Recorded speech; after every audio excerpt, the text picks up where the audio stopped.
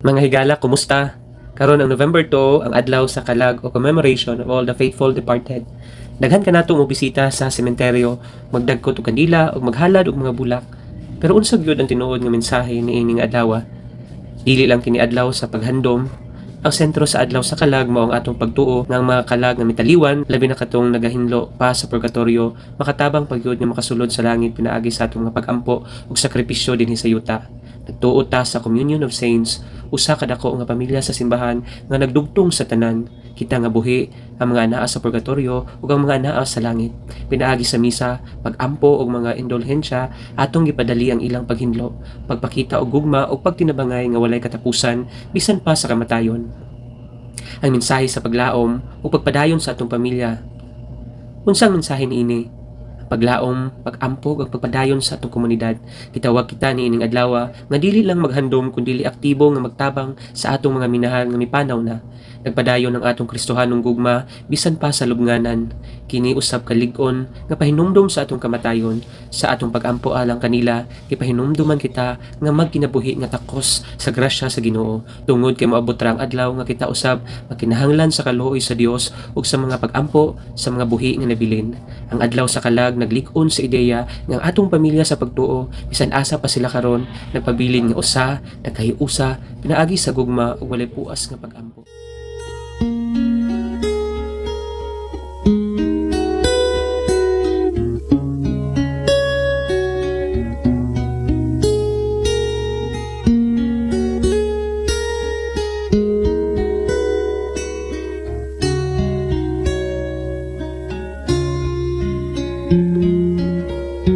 Kung ang buhay ay isang umagang nakangiti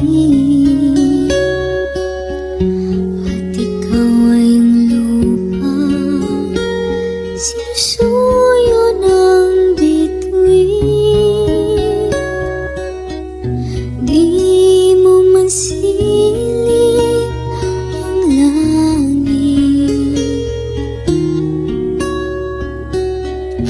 Di mo man silip, ito'y nandirito pa rin. Kung ang lahat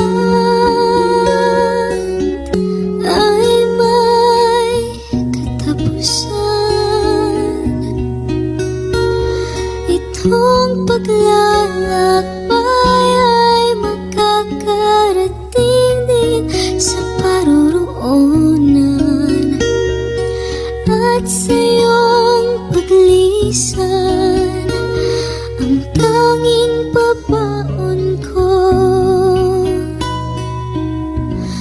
ay pag-ibig.